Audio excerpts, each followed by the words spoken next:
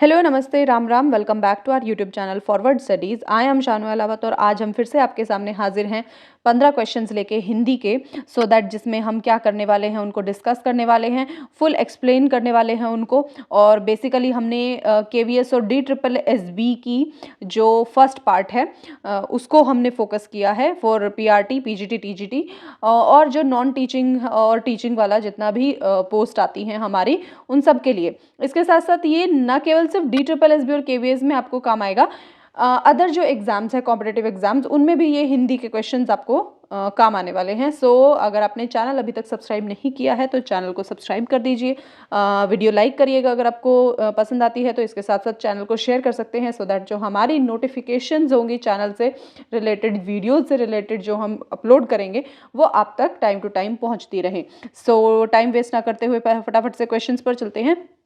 Question number 1 में हमसे पूछा गया है कि इसको थोड़ा सा बड़ा कर लेते हैं सो दैट विजिबिलिटी एकदम बढ़िया से रहे। चलिए, प्रश्न नंबर 1 में पूछा है दिए गए शब्दों का सही तत्सम और तद्भव ज्ञात कीजिए।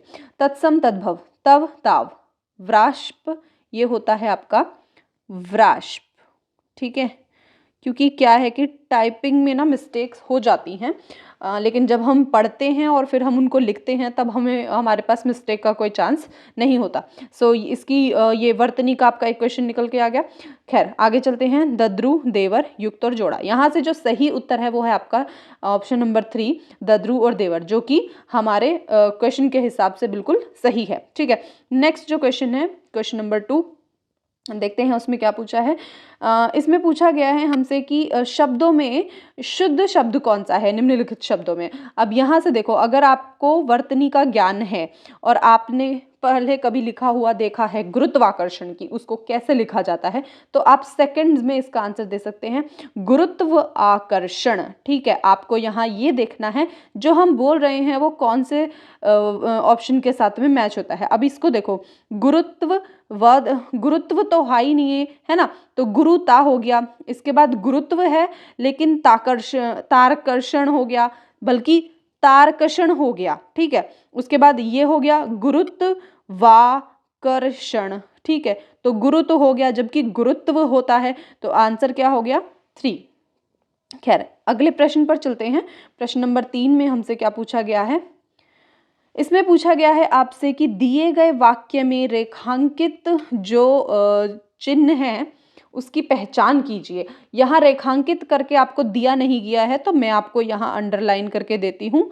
ठीक है, साथियों, इसका हमें जो है रेखांकित ये है साथियों शब्द, इसका हमें पहचान करनी है कि ये कौन सा है। आज देश के लिए कुछ करने का समय आ गया है, तो जो अंडरलाइन है वो है साथियों। इसके हिसाब से आपको यहाँ ऑप्शंस में जाना है। उपविराम है, अर्धविराम है, पूर्ण विराम है, विस्मयादि बोधक है। तो ये जो साइन है आपका विस्मयादि बोधक है। Option number 4 is the right answer. प्रश्न नंबर 4 में पूछा गया है दिए गए वाक्यों में से संयुक्त वाक्य ज्ञात कीजिए। लास्ट क्लास में मैंने आपको बताया था कि संयुक्त वाक्य कौन से होते हैं और आप कैसे उनकी पहचान कर सकते हैं। तो देखते हैं पहले ऑप्शंस। मैंने चाय के साथ नाश्ता किया, मैंने चाय के बाद नाश्ता किया, मैंने चाय पी और नाश्ता किया, जब मैंने नाश्ता किया तब मैंने चाय भी पी। ठीक है, मैंने आपको बताया था कि और, परंतु, ठीक है, मतलब जिनसे हम इनको जोड़ते हैं। ठीक है, संयुक्त मतलब कि बांधते हैं उनको। तो ये जो हमारा ऑप्शन नंबर 3 है, मैंने चाय पी और नाश्ता किया, तो ये हमारा सही उत्तर है प्रश्न नंबर 4 का। खैर आगे चलते हैं। प्रश्न नंबर 5 में देखते हैं हमसे क्या पूछा गया। दिए गए शब्द का बहुवचन ज्ञात कीजिए। ऋतु का जो बहुवचन होता है वो है ऋतुएं।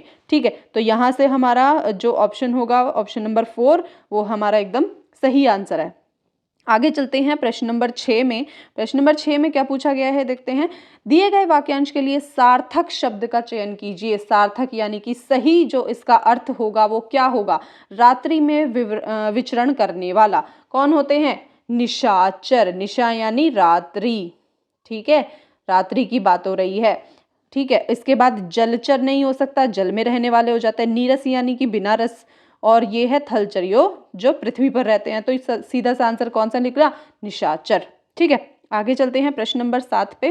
प्रश्न नंबर 7 में क्या पूछा है ये देखते हैं कि दिए गए वाक्य में उपयुक्त शब्द का चयन। दिए गए वाक्य में उपयुक्त शब्द का चयन करके रिक्त स्थान की पूर्ति कीजिए। समुद्र के पास जाते ही क्या, थकान गायब हो जाती है। तो क्या होगा, आंधी, आधी, आधी, ये हो गया आधी, ये हो गया अधि, ये हो गया आधी।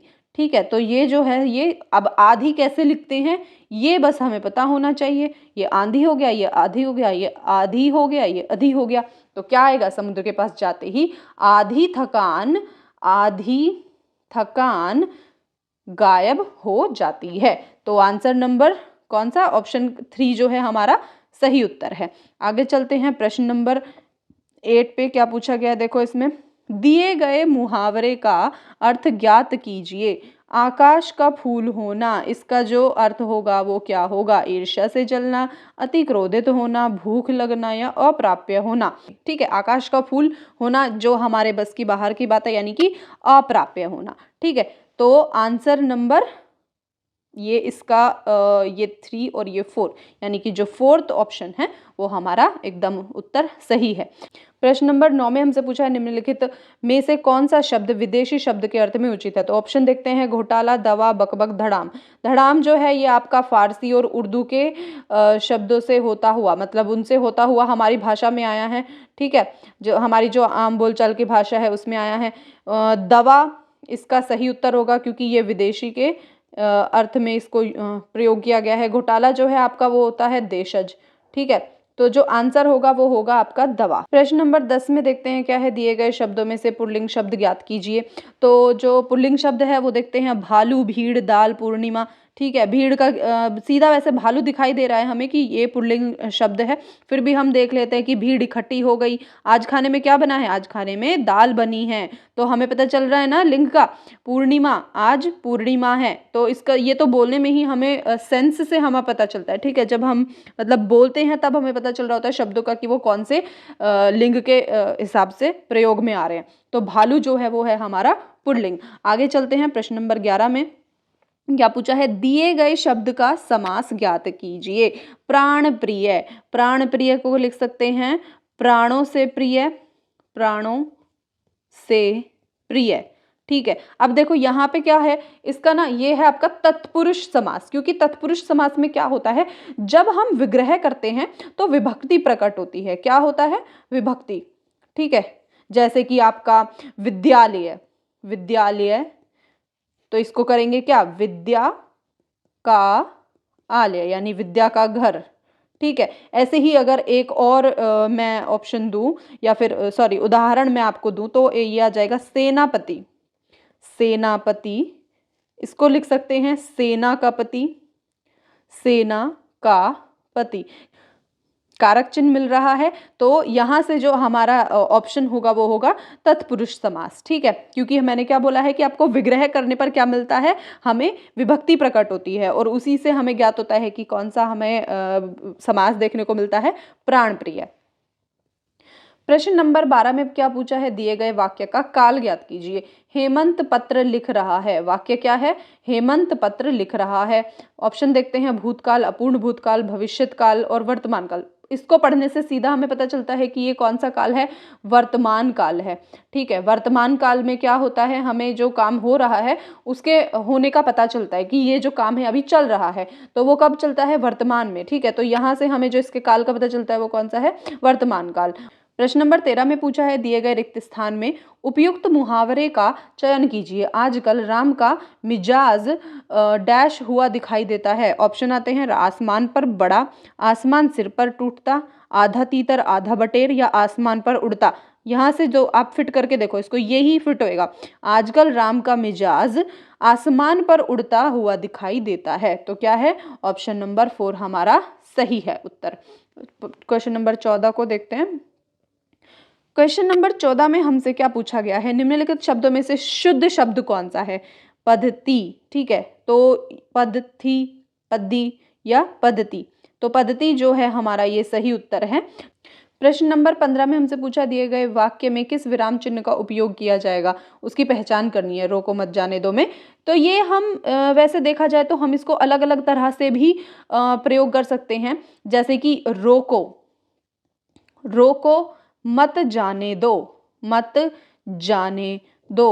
ठीक है, एक लिख सकते हैं रोको मत, रोको मत, जाने दो, ठीक है, जाने दो।